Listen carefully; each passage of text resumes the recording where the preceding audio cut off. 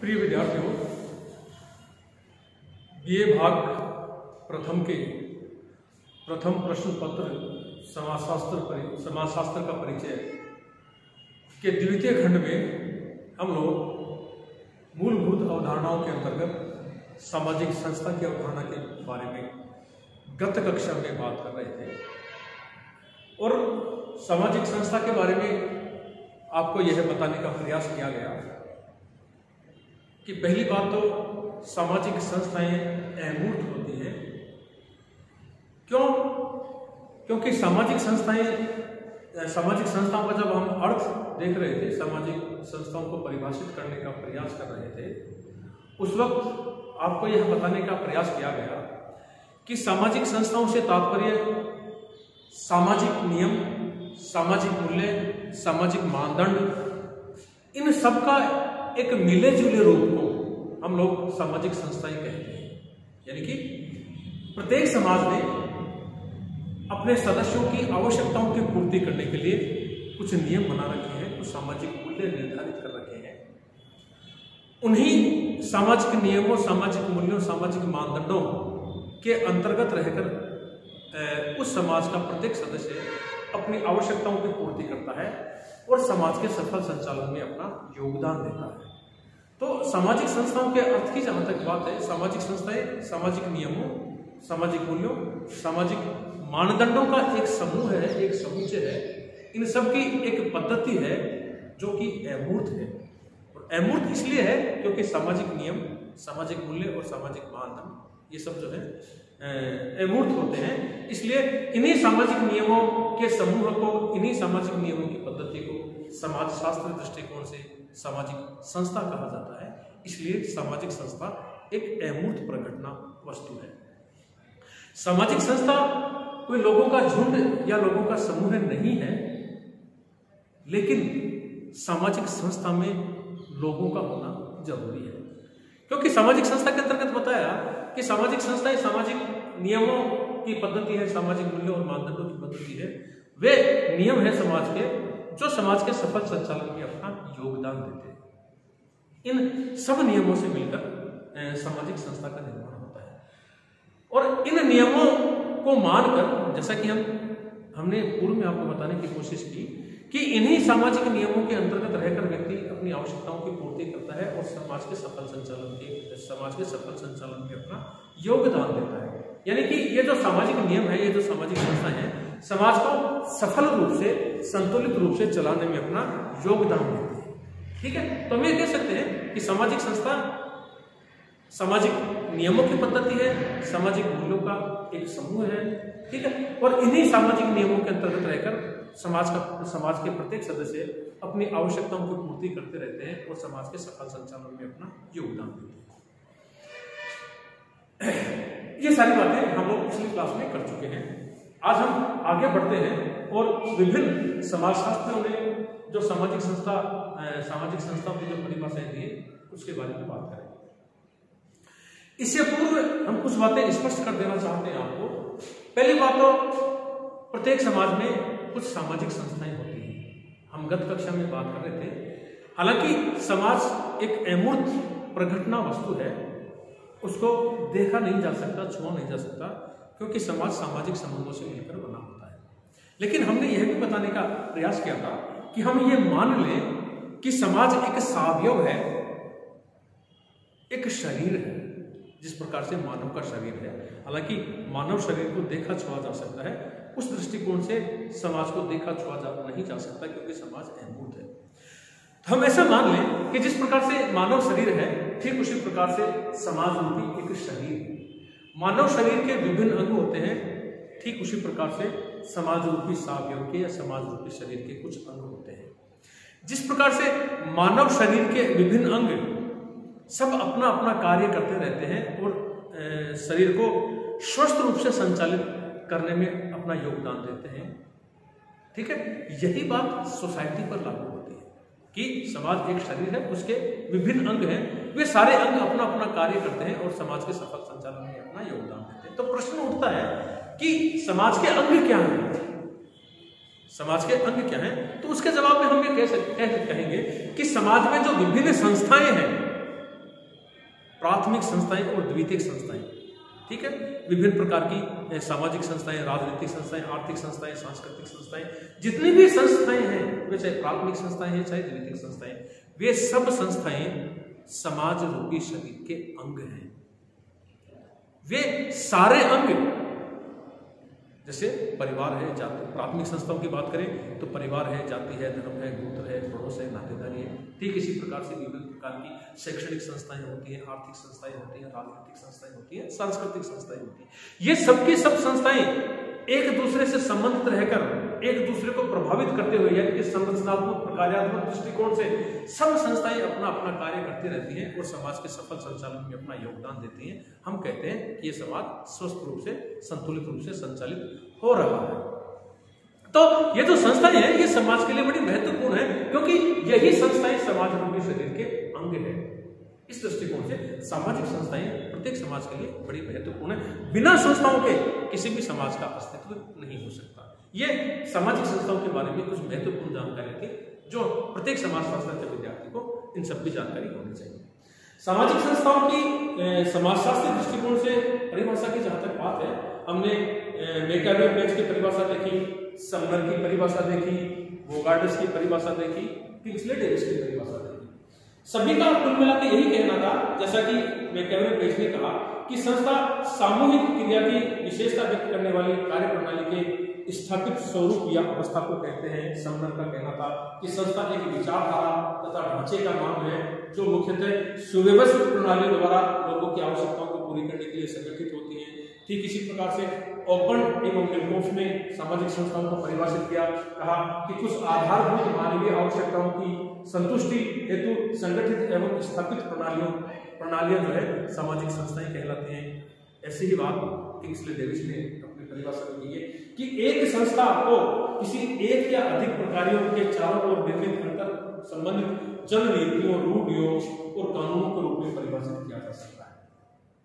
इन सब परिभाषाओं का हम लोग निष्कर्ष निकालें तो निष्कर्ष में हम ये कह सकते हैं कि सामान्यतः संस्था का निर्माण लंबे समय अंतराल में होता है। संस्था बनने से पूर्व ये जो है जननीतियां होती हैं, लोकाचार होती हैं, रूढ़ियां होती हैं, प्रथाएं होती हैं, और जब सब इन लोकाचार और रूढ़ियों जब लोकाचार और रूढ़ियां अपना अस्तित्व बनाए रखते हैं और अपनी उपयोगिता और अर्थवत्ता सिद्ध कर देते हैं, तो वे आगे जाकर संस्थाओं का निर्माण कर देते हैं। संस्था समाज द्वारा मान्य होती है, क्योंकि जो सामाजिक नियम है इन्हीं सामाजिक नियमों से मिलकर सामाजिक संस्था का निर्माण होता है, जिनको समाज के प्रत्येक सदस्य को मानना होता है। इसलिए कहा जाता है कि सामाजिक संस्थाएं समाज द्वारा मान्यता प्राप्त होती है। संस्थाएं वे संरचनाएं हैं जो व्यक्तियों की आवश्यकताओं की पूर्ति के लिए बनाई गई है। ये हम पूर्व में स्पष्ट कर चुके हैं कि समाज में प्रत्येक समाज में प्रत्येक व्यक्ति की अनेक प्रकार की आवश्यकताएं होती हैं, और इन अनेक प्रकार की आवश्यकताओं की पूर्ति भी समाज में ही पूरी होती है।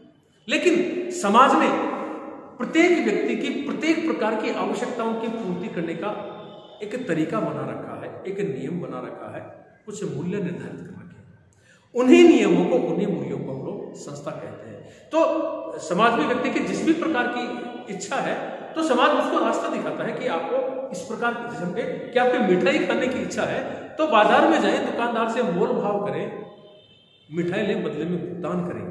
तो ये जो तरीका है खरीदारी का, अपनी इच्छाओं की पूर्ति का, ये सामाजिक संस्थाओं के अंतर्गत ही आता है। इसी प्रकार से हम बात करें देगत कक्षा में कि किसी व्यक्ति की अनेक प्रकार की आवश्यकताएं होती है, शारीरिक आवश्यकताएं हैं, यौन संतुष्टि है, तो समाज ने विवाह नामक संस्था बना रखी है कि विवाह एक ऐसी संस्था है जो एक विवाह योग्य स्त्री और पुरुष को समाज में पति पत्नी के रूप में साथ साथ रहने की मान्यता प्रदान करता है। तो जिस व्यक्ति को इस प्रकार की आवश्यकता है वो विवाह नामक संस्था से गुजरे, पति पत्नी बने और अपनी इस प्रकार की इच्छाओं की पूर्ति करे और संतानोत्पत्ति करे, समाज के सफल संचालन में अपना योगदान दे। तो जिस भी प्रकार की आवश्यकता है, तमाम प्रकार की आवश्यकताओं की पूर्ति इन सामाजिक संस्थाओं के द्वारा की जाती है। ये सामाजिक संस्थाएं समाज द्वारा मान्यता प्राप्त होती है।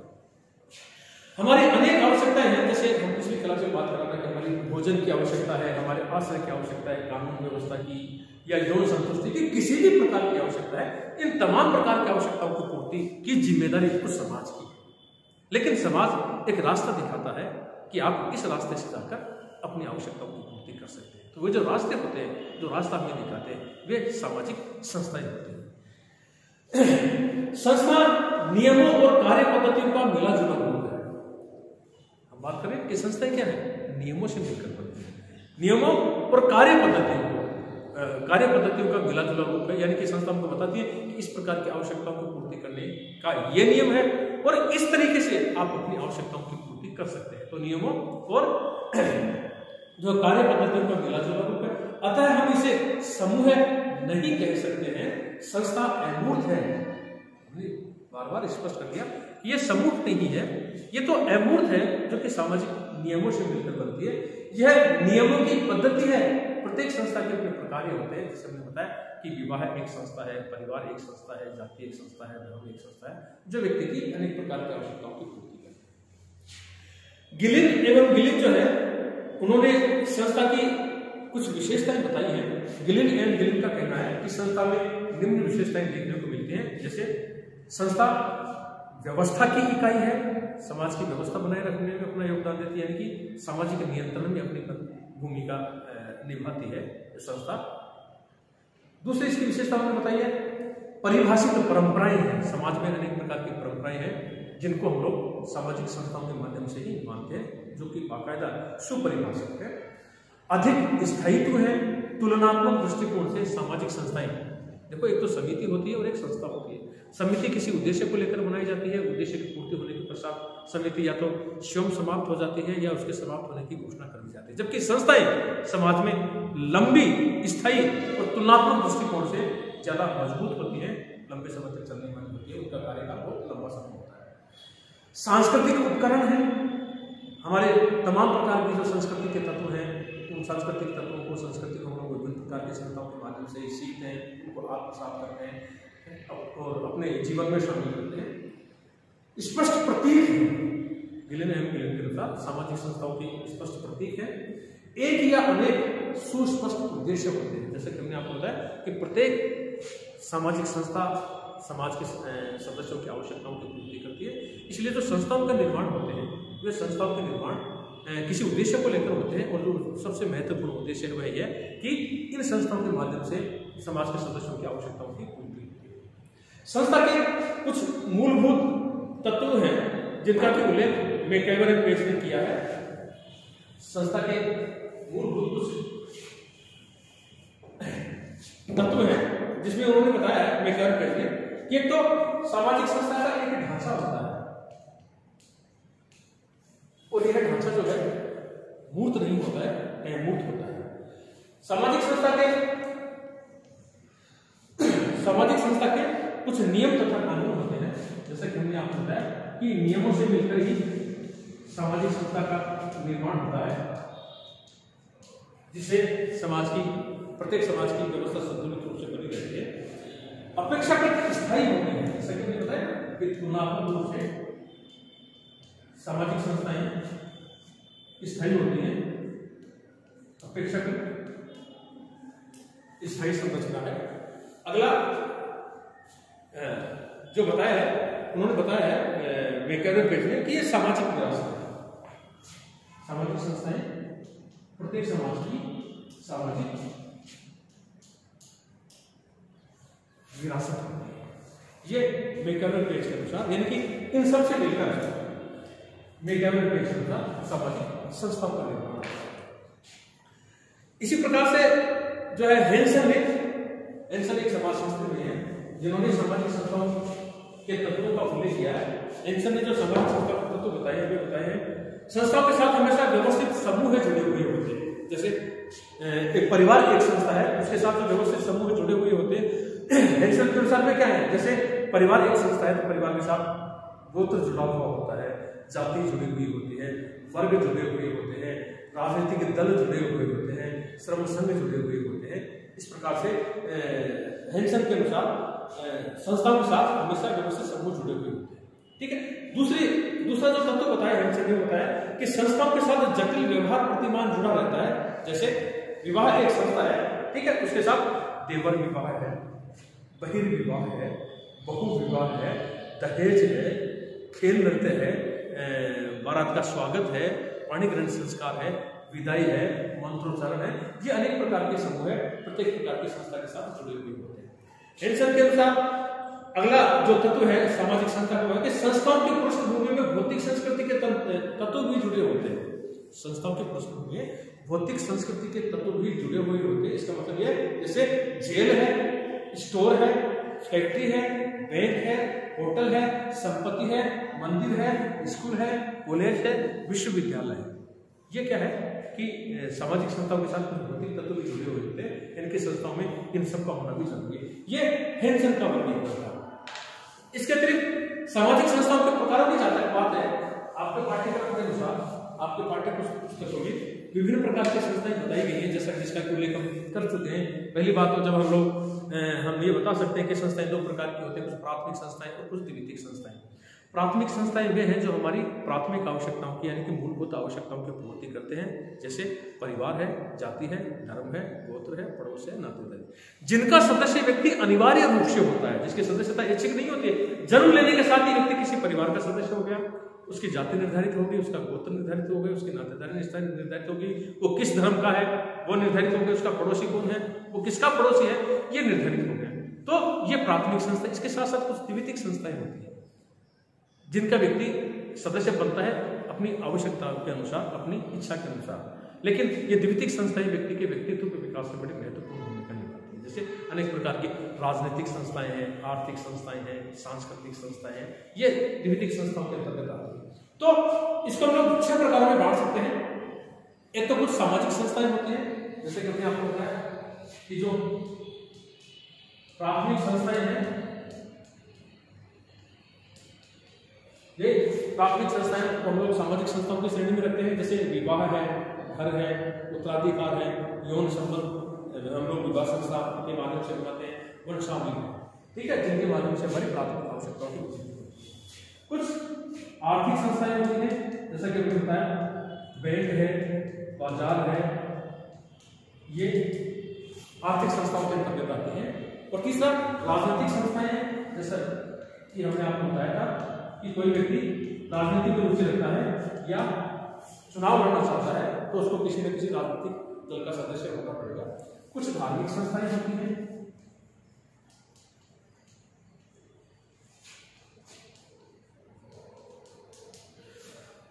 ये धार्मिक संस्थाएं हैं, इसका मतलब है जैसे संप्रदाय है, धर्म है, उपासना के तरीके हैं, धार्मिक विकास है, ये सब इसमें शामिल किया गया है। कुछ शैक्षणिक संस्थाएं होती हैं जिनको कि हम लोग द्वितीयक संस्थाओं के अंतर्गत शामिल करते हैं। जैसा कि हमने आपको बताया था कि हमको अध्ययन करना है, पढ़ना है, तो हमको स्कूल जाना होगा, कॉलेज जाना होगा, यूनिवर्सिटी में दाखिला लेना होगा, ठीक है, और ये व्यक्ति की इच्छा पर निर्भर है कि वह पढ़ना चाहे तो इन शैक्षणिक संस्थाओं का सदस्य होगा। नेक्स्ट, मनोरंजनात्मक संस्थाएं होती हैं,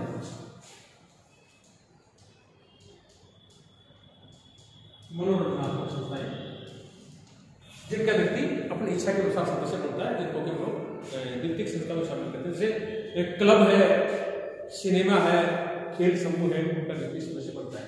तो ये जो सामाजिक संस्थाएं हैं, ये सामाजिक संस्थाएं प्राथमिक संस्थाओं की श्रेणी में रखी गई हैं, जो व्यक्ति के लिए मूलभूत होती हैं, जिनकी सदस्यता अनिवार्य होती है, इच्छित नहीं होती। बाकी की जो संस्थाएं हैं, तो बाकी की संस्थाएं द्वितीयक संस्थाओं के अंतर्गत हम उनको सम्मिलित करते हैं। व्यक्ति अपने व्यक्तित्व के विकास के लिए इन द्वितीयक संस्थाओं का सदस्य बनता है। तो ये संस्थाओं के कुछ प्रकार थे।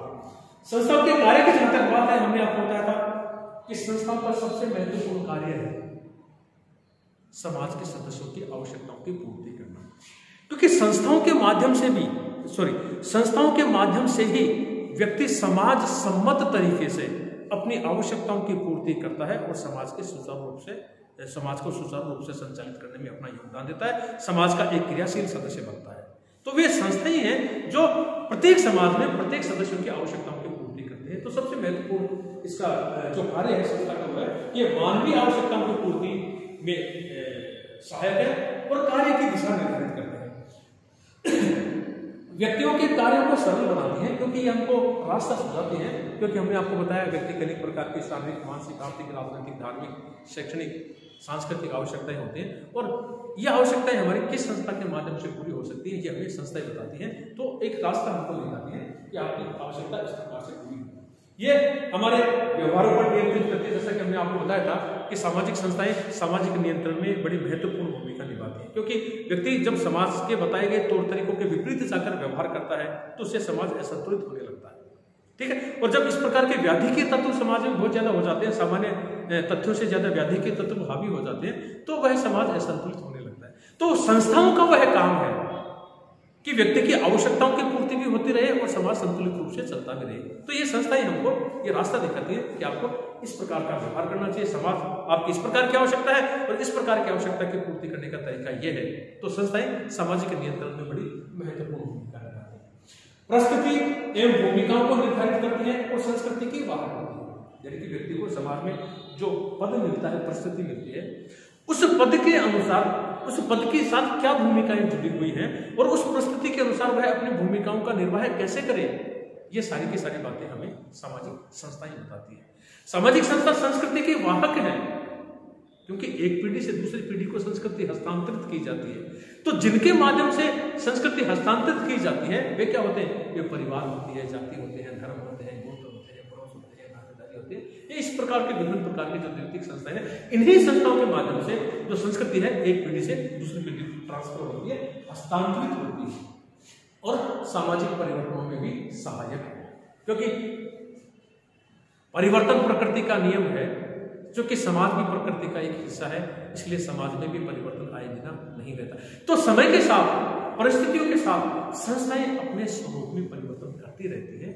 इसलिए हम ये कह सकते हैं कि सामाजिक संस्थाएं परिवर्तन में भी सहायक है। ये सामाजिक संस्थाओं के बारे में कुछ महत्वपूर्ण बातें थी जिनको हमने आपके साथ शेयर करने की कोशिश की। फिर बताते हैं, सामाजिक संस्थाएं एक नियमों की पद्धति है, वे नियम जिनके अंतर्गत व्यक्ति अपनी आवश्यकताओं की पूर्ति करता रहे। सामाजिक संस्थाएं समूह नहीं है, झुंड नहीं है। सामाजिक संस्थाएं अमूर्त हैं, लेकिन सामाजिक संस्थाएं लोगों के लिए होती हैं, व्यक्तियों के लिए होती है, समाज के सदस्यों के लिए होती है।